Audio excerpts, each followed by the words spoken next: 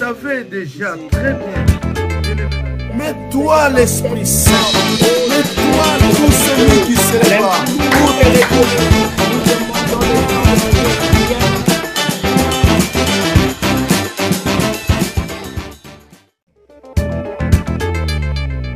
Il va te transformer. Et la parole dit, je ne peux pas avoir honte. Moi, je l'ai dit.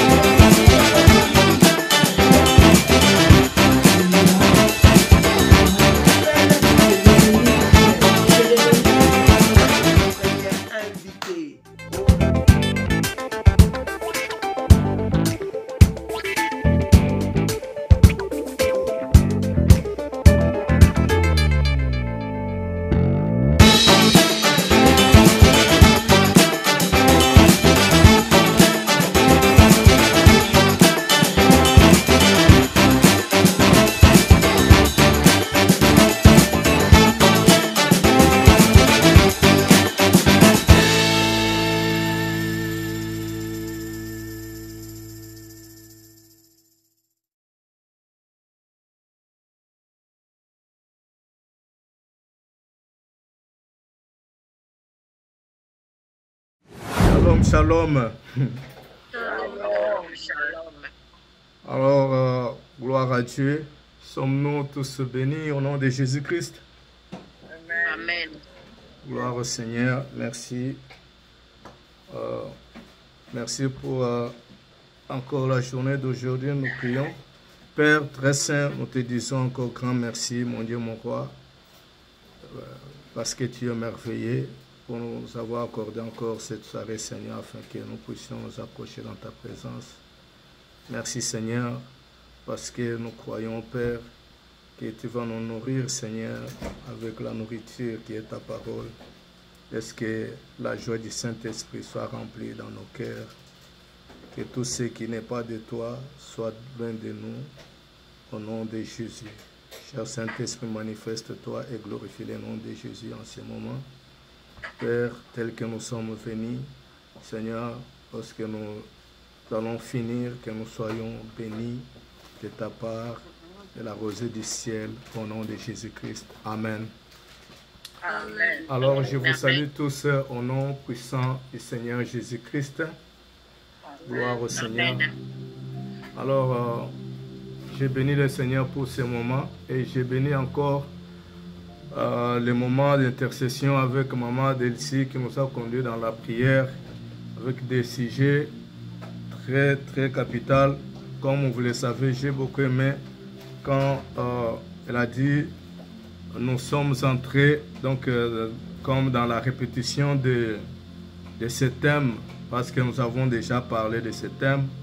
Donc, mais c'est une insistance.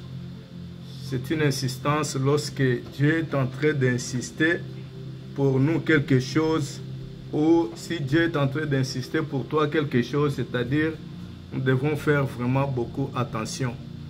Alors, si Dieu a parlé encore, que nous puissions parler ou continuer de parler à ce qui concerne les dîmes et les offrandes, c'est-à-dire Dieu voit quelque chose en nous et qu'il est en train peut-être de nous interpeller et que nous puissions nous débarrasser de cela pour que nous puissions être bénis de la part du Seigneur. Je bénis le Seigneur pour encore, il y a encore des sujets que Maman Delcy a évoqués là, pour prier pour l'esprit d'endurcissement qui fait endurcir les cœurs des peuples de Dieu pour ne pas donner de dîmes. C'est un esprit démoniaque, c'est le combat du diable. Et le diable aussi se manifeste dans beaucoup de choses qu'il est tenté de combattre les enfants de Dieu en semant des maladies. Parce que quelqu'un est malade, il a quelque chose, il a paix, peut-être il commence à penser, mais j'ai paix, j'ai un peu ça, je dois acheter ça et cela, je dois acheter le médicament. Et peut-être s'il n'est pas enraciné en Christ, il achète parce qu'il est malade. Peut-être l'autre, il a les problèmes de finances. Quand il voit le paix qu'il a comme ça, il dit non, j'ai un paix, j'ai paix de l'argent. Si je dépense ou je donne ça, je vais rester avec quoi? C'est l'esprit l'esprit démoniaque qui combat beaucoup les enfants de Dieu et ne combat pas seulement, mais emprisonne les enfants de Dieu pour ne pas être bénis. Alors voilà pourquoi, gloire à Dieu pour ce thème, et je bénis le Seigneur pour tous les hommes de Dieu, les femmes de Dieu qui ont intervenu, qui parlent, nous enseignent à travers la parole de Dieu à ce qui concerne ce thème de la dîme. Donc je bénis le Seigneur. Alors, un homme trompe-t-il Dieu? Un homme trompe-t-il Dieu? Vous voyez, je vais lire cette parole. Je vais lire. Nous lisons Malachie. Prenons la Bible, nous lisons Malachie. Mais je voudrais que nous puissions commencer par le verset 7 et nous allons descendre jusqu'au verset 9. Non, au verset 10. La parole dit ceci. Depuis le temps de vos pères, vous vous êtes écartés de mes ordonnances, vous ne les avez point observées. Revenez en moi et je reviendrai à vous, dit l'Éternel des armées. Et vous dites, en quoi devons-nous revenir? Un homme trompe-t-il Dieu? Car vous me trompez et vous dites, en quoi avons-nous trompé? Dans les dîmes et les offrandes, vous êtes frappés par la malédiction et vous me trompez, la nation tout entière. Apportez à la maison du trésor toutes les dîmes, afin qu'il y ait de la nourriture dans ma maison.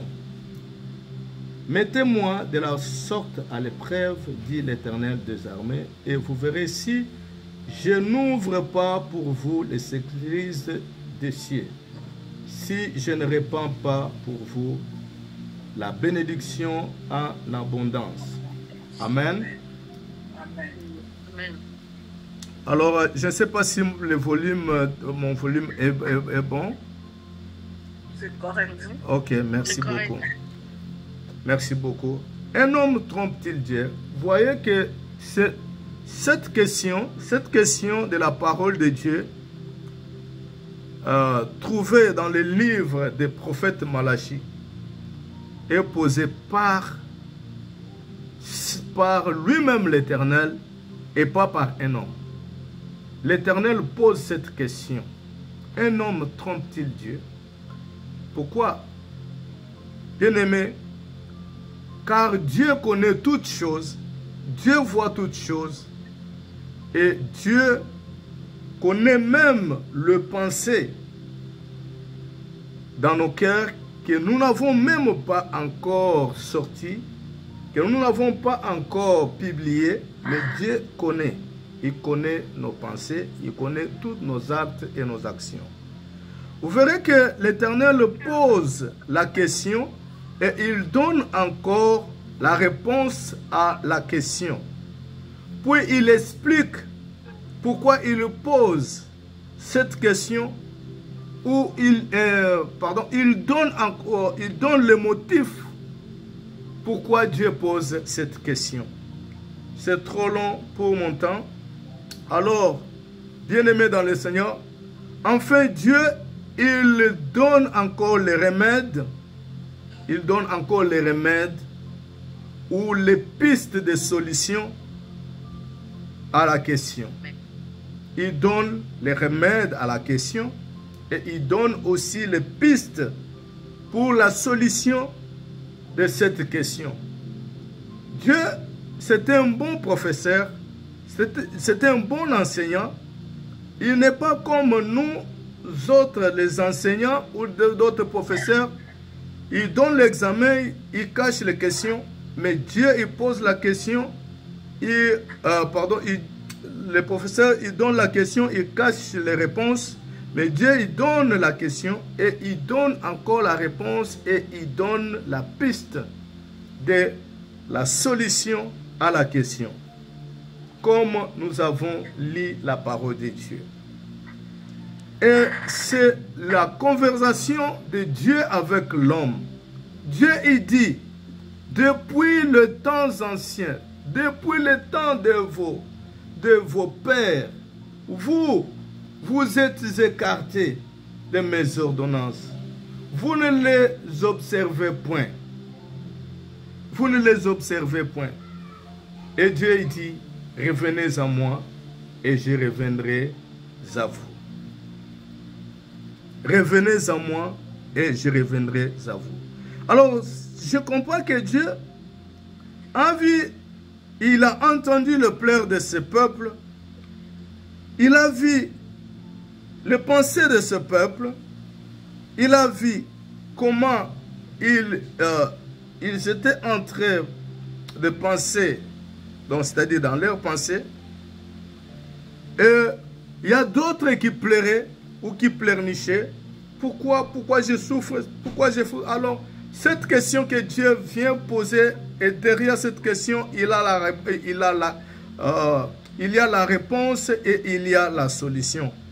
La conversation de Dieu entre Dieu et l'homme, et regarde l'homme et il répond à Dieu, il dit, en quoi t'avons-nous alors trompé? En quoi t'avons-nous trompé? Verset 7. Et Dieu dit encore, vous me trompez dans les dîmes et les offrandes. Et Dieu explique, quand je suis en train de lire, de faire l'exégèse, je comprends, et Dieu commence à expliquer. Voilà, lorsque vous me trompez, vous êtes frappé par la malédiction et vous me trompez la nation tout entière. Voilà pourquoi. Voilà pourquoi vous pleurnichez. Voilà pourquoi les dévoreurs ravagent vos champs. Voilà pourquoi vous souffrez. Vous semez et vous ne récoltez pas parce que vous êtes frappé par la malédiction. Bien-aimés dans le Seigneur, tomber entre les mains. Il y a un adage qui dit tomber entre les mains des hommes. Dieu vient intervenir pour te faire sortir. Mais si tu tombes dans les mains de Dieu ou dans son piège, qu'est-ce que... Mais Dieu ne tend jamais les pièges pour ses enfants. J'aime un homme de David qui dit non. Lui il dit non, moi c'est mieux que je tombe dans les mains de Dieu au lieu de tomber dans les mains de mes adversaires. Bien-aimés, le Seigneur dit, depuis le temps de vos pères, vous vous êtes écartés de mes ordonnances. Vous ne les avez point observées. Revenez à moi et je reviendrai à vous. Vous allez ici comprendre ensemble avec moi que le fait de ne pas payer, je parle directement, la dîme, je vais directement à l'objectif. Le fait, bien aimé, vous comprendrez que de ne pas payer sa dîme, c'est une façon aussi de s'écarter des ordonnances de Dieu. Alléluia. C'est une façon aussi de s'écarter des ordonnances de Dieu. Parce que Dieu est la parole. Alors les ordonnances de Dieu est la parole. C'est une façon aussi de ne point observer la parole de Dieu lorsque nous ne payons pas la dîme. C'est une façon aussi de ne point observer la parole de Dieu. Mais nous disons que nous aimons Dieu et nous observons ses ordonnances, sa parole. Mais laisse-moi vous dire que le fait de ne pas aussi observer ou payer sa dîme, c'est une façon aussi de ne pas observer la parole de Dieu. Une façon de se détourner aussi de l'Éternel. C'est une façon aussi de s'éloigner de l'Éternel concernant ce que nous venons de lire. Donc, vous me trompez dans les dîmes et les offrandes, vous êtes frappés de la malédiction. D'abord, Dieu rappelle que depuis le temps de vos pères, vous vous êtes écartés. Écartés de quoi? Et Dieu va dire que, regarde comment vous me trompez. C'est-à-dire, c'est ça. Nous nous éloignons de Dieu lorsque nous ne payons pas sa dîme ou la dîme, c'est-à-dire en accomplissant par la parole de Dieu. Et alors que bien aimé, nous nous éloignons de l'Éternel, sachez-le très bien que nous sortons. Lorsque nous nous éloignons de l'Éternel, nous sortons de son cercle de la protection. Voilà. Raison pour laquelle vous verrez ici, au verset 11, Dieu il dit, « Pour vous, je menacerai celui qui dévore, et il ne vous détruira pas les fruits de la terre, et la vigne ne sera pas stérile dans vos campagnes. » Donc Dieu, lorsque nous n'accomplirons pas sa parole en payant la dîme, nous nous écartons de son cercle de protection. Bien-aimés dans le Seigneur, ce n'est pas vraiment bien. Or, à ceux qui payent, à ceux qui accomplissent la parole de Dieu, Dieu dit, pour vous, je menacerai l'ennemi. Voilà pourquoi, mes bien-aimés, pour le Seigneur, ce n'est pas un plaisir. Ce n'est pas un plaisir de nous voir en dehors de son jardin, en dehors, en train de pleurnicher. Alors, écoutez encore, je vais ici, lorsque nous allons lire encore la parole de Dieu dans Luc 15, verset 11 au verset 24, pour le temps. Souvenez-vous, bien-aimés, du parabole de cet enfant prodige. Cet enfant prodige, Luc chapitre 15, verset 11 jusqu'au verset 24. Vous verrez, moi je vais lire à verset 15. Vous verrez que cet enfant a demandé à son père pour lui offrir, pour lui donner tout ce qui était à son pouvoir ou tout ce qui lui appartenait. On lui a donné par son père et il est parti. Il est parti. La parole n'a pas montré là où il a donné au moins un dixième à son père. Il a pris tout. Il a bouffé. Il est parti. Parti. La parole déclare qu'il est allé dépenser tout dans la débauche. Quand il a dépensé tout, après quoi c'était la souffrance qu'il a rattrapé, car il manquait quoi, même se nourrir. Même un morceau du pain, il a manqué. Alléluia. Mais écoutez, je vais dire quelque chose ici.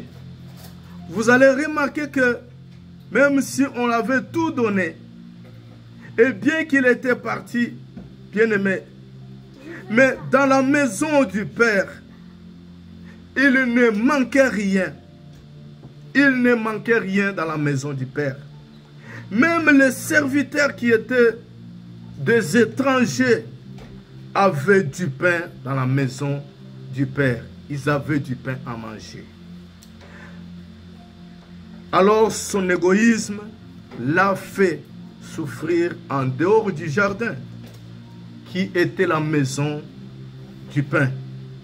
Le Père était toujours dans l'abondance et chaque jour, il était toujours dans l'abondance. C'est comme Dieu.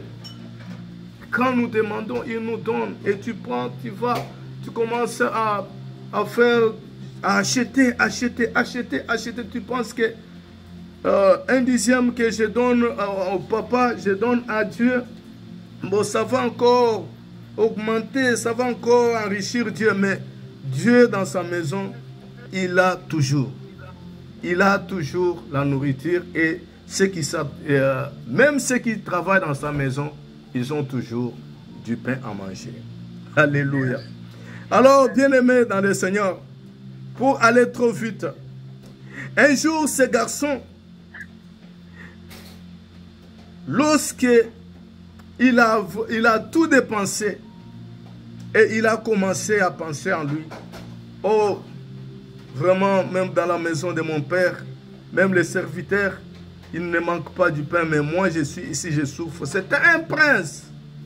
C'était un prince, mais la façon où il a commencé à vivre là-bas, c'est comme quelqu'un qu'on a rejeté, comme quelqu'un qui n'a pas de parents, comme quelqu'un qui n'a pas de... Or, son père, excusez-moi, son père était toujours là. Le papa était toujours là, en abondance. Et chaque fois qu'il se réveillait, il regardait toujours le chemin et la direction que le garçon avait pris ce jour-là. Il regardait, oh, mon fils, il avait pris cette direction. Il était parti comme ça. Le papa, il était là toujours, il attendait. Et ce jour-là, bien-aimé dans le Seigneur, lorsque le garçon a pris conscience, il est retourné dans la maison du père. Vous avez vu comment il a été reçu par son père et comment le papa était. Il était ravi de joie. Laissez-moi vous dire cette illustration parce que nous le comprenons et nous l'avons déjà prêché d'une manière et d'une autre. Mais je ne sais pas comment le Seigneur m'a inspiré ici. Lorsque nous demandons à Dieu, nous partons. Mais Dieu nous attend toujours là. Dieu nous attend toujours là. Tu penses que tu as tout fini, tu as tout vidé dans la maison de Dieu. Non, Dieu ne manque pas. Dieu, il est toujours dans l'abondance. Et Dieu, il t'attend toujours, mon frère. Il t'attend toujours, ma sœur. Quand est-ce que cet enfant va comprendre? Quand est-ce que cet enfant va revenir? Parce que l'enfant vit dans la malédiction. Parce que l'enfant vit dans la débauche. Parce que l'enfant n'observe pas mes ordonnances. L'enfant ne comprend pas. Quand est-ce que cet enfant va comprendre? Le père est toujours là. Il regarde. Il t'attend. Il regarde la direction que tu avais prise. Et il t'attend toujours. Il m'attend toujours. Et il nous attend toujours. Jusqu'à ce que tu vas revenir. Tu vas revenir à tes actes. Tu vas revenir. Lorsque tu vas comprendre que je prends. C'est la maison du Père qui me bénit. Et j'ai pris ce que je vis. Ou ce que je l'ai eu dans la maison du Père. Et je dois me réjouir que dans la maison du Père, je dois aussi donner à mon Père. Mais tu ne comprends pas. Mais le Père t'attend toujours. Les jours où tu vas retourner à poser de belles actes ou de bons actes en respectant et en observant la parole du Père, c'est ça qui est l'amour comme l'évangéliste Jean-Pierre nous a prêché le dimanche. Payer sa dîme, ça montre aussi l'acte de foi pour nous-mêmes, pour les autres, pour Dieu. Mais ça montre aussi vraiment l'amour que nous aimons Dieu. Et lorsque nous ne le faisons pas, nous sommes vraiment ingrats et égoïstes. Alléluia. Amen. Et le Père disait, mon fils avait pris cette direction. Mon fils, il est parti comme ça. Quand est-ce qu'il va revenir? Donc il doit retourner. Tu dois retourner, mon frère, à payer la dîme, à observer la parole de Dieu. Voilà pourquoi encore, au verset 10, l'Éternel dit ici, il dit apportez à la maison du trésor tous les dîmes et les offrandes, afin que ma maison ne manque rien. Voilà, on nous a déjà parlé à ce qui concerne la maison du trésor. C'est la maison du trésor là où nous écoutons la parole. Alors, bien-aimés dans le Seigneur, afin que la nourriture ne manque pas dans la maison de Dieu. Cela veut dire que le fait de payer le fait de payer sa dîme, cela montre que tu es en train d'observer les ordonnances de l'Éternel. Si tu ne le faisais pas avant, peut-être sache-le que tu étais écarté des ordonnances de Dieu. Alors, tu étais éloigné de sa couverture de protection. Aujourd'hui, tu peux te décider de revenir à Dieu si tu le veux. Si tu le veux, tu peux te décider de revenir à Dieu. Comme l'enfant prodige, il était rentré en lui-même. Ah, il a dit non, je dois rentrer vers mon Père. C'est ça l'attitude que nous devons avoir, de prendre la décision et de retourner vers Dieu, vers notre Père. Alléluia. Alors, Actes chapitre 10, verset 1 à 4, nous parle d'un homme qui montrait aussi de bonne foi. Lui, il avait son argent et il le donnait, c'est Corneille. On dit, il y avait en Césarée un homme nommé Corneille, centenier dans la cohorte dite italienne. Cet homme était pieux et craignait Dieu avec toute sa maison. Il craignait Dieu avec toute sa maison. Il faisait beaucoup de monde au peuple et priait Dieu continuellement. Vers la 9e heure du jour, il vit clairement dans une vision un ange de Dieu qui entra chez lui et qui lui dit, Corneille. Les regards fixés sur lui et ainsi de fois, il répondit, qu'est-ce que Seigneur? Et l'ange lui dit, tes prières et tes aumônes sont montées devant Dieu et il s'en est souvenu. Alléluia. Tes prières, tes aumônes, tes offrandes, tes dîmes sont montées vers Dieu et il s'en est souvenu. Alléluia. Il s'en est souvenu. Alors, de bons actes, de bonnes actions, ça monte vers Dieu et Dieu se souvient toujours. Regarde comme Dieu se souvient de Corneille et Dieu récompense toujours. Oui, bien-aimé dans le Seigneur. Pour finir, l'Éternel dit, mettez-moi en sorte à l'épreuve et vous verrez si je n'ouvre pas pour vous les églises du ciel et si je ne répands pas sur vous la bénédiction en abondance. Donc, si nous le faisons avec le bon cœur, comme dit en Corinthiens, que chacun donne selon la volonté de son cœur, selon son cœur. Alors si nous le donnons à Dieu avec un bon cœur, et Dieu se souviendra toujours, bien-aimé, de nous. C'est une loi. Une loi. Payer la dîme, c'est une loi. C'est une loi de Dieu. La parole de Dieu, c'est la loi. C'est une loi de nature. Ici même le païen met en pratique cette loi. Bien-aimés dans le Seigneur. Et ils sont bénis.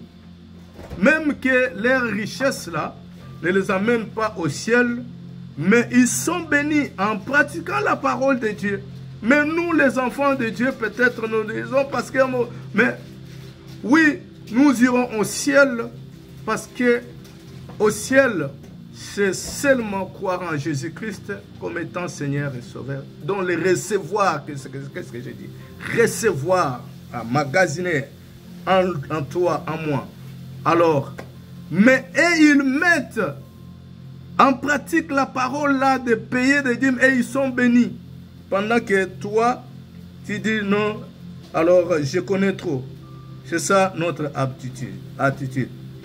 Genèse 8, 20 à 22, où vous verrez le Seigneur qui dit, tant que la terre subsistera, les semailles et la moisson, le foie et la chair étaient à l'hiver et jour et la nuit ne cesseront point. Bien-aimés Et l'Éternel dit, pour vous, je menacerai celui qui dévore. Cette loi existera toujours. Et les gens font beaucoup de débats, je vais finir, font beaucoup de débats pour dire que Al-Aldim c'était le temps passé, tout ça. Mais Jésus l'a confirmé, Matthieu 5, 17, je ne suis pas venu pour abolir la loi, mais pour l'accomplir.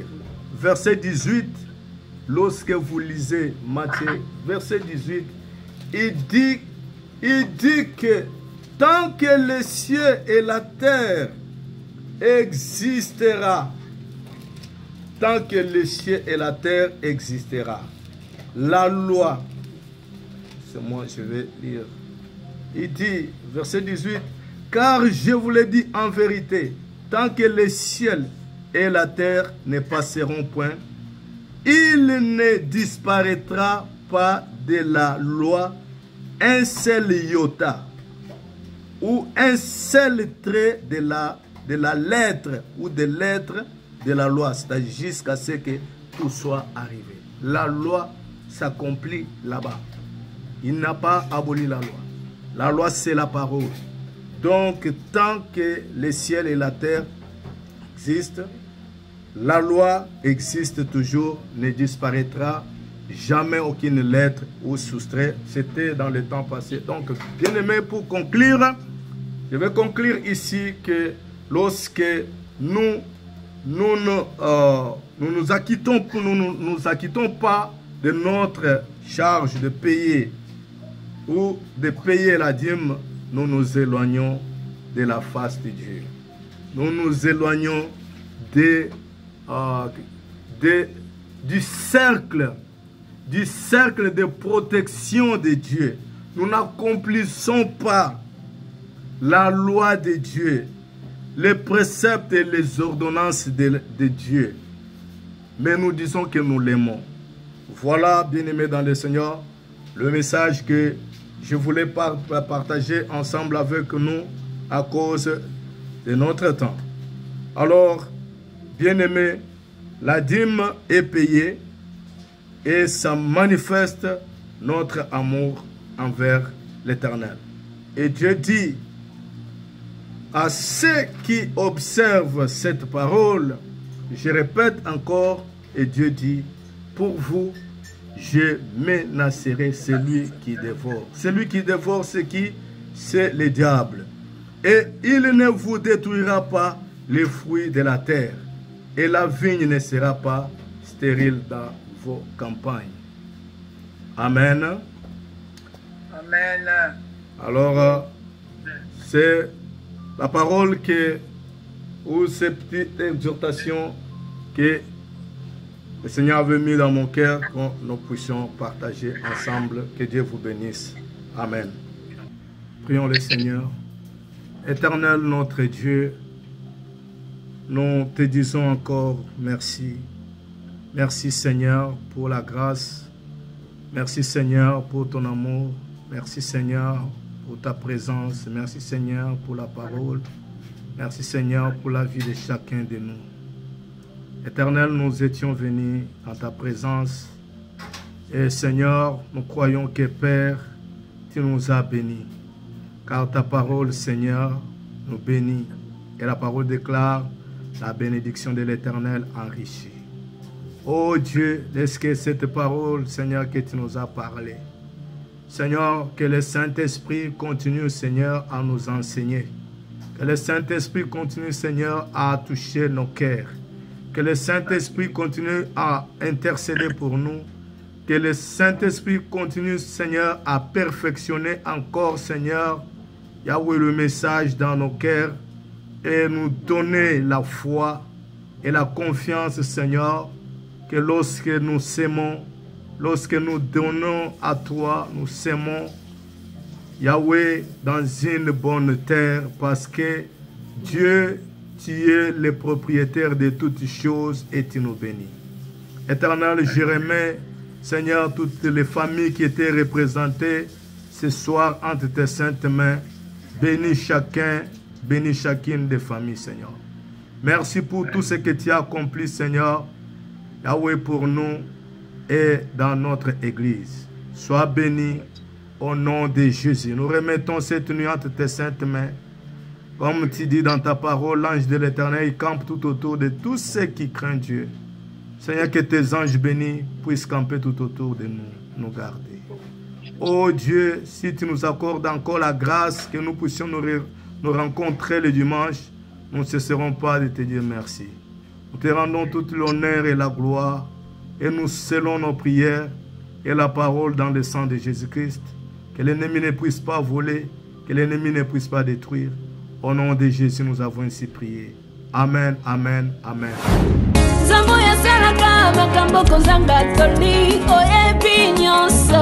Ozalaka na posa te babetela yo lisolo oyeba vi ya moto nani abelela yo asambwa nani alanda yo apunga nani achila yo motema yo kasoni esalema wapi Nzambe nanga Nzambe ya bokeseni Nzambe ya différence Yesu bokeseni Yesu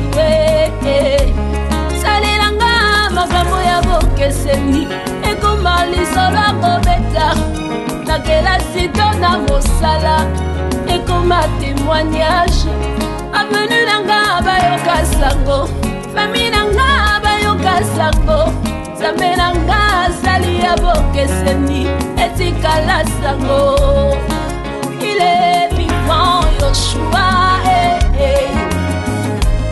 lokola za vivant wakosala kaka Yesu azana nyonso nzambo ya ngai soki azana nyonso nga mpe nazana nyonso kati na ye lelelelelile lelelelelile lelelelelile nzambo oyo sungae Elombe Yesu Nzamba banga Célibato masque de vieillesse esengi nani esengi kanga kisite tata mwasi akoko elombe bisika na kosukela nani akokomba Sinzamba zanga ndelo Yesu Sinzamba leki moto na nyonso bongo lisolo ya binanga nani akoma yango nani akokyotia mwa ebongo ndoki aloba nini yoka zenga zenga zenga mamu Yesu zenga mamu Yesu zenga mamu Yesu yoka zenga zenga mamu Yesu ayeba ndeko zenga mamu Yesu zenga mamu Yesu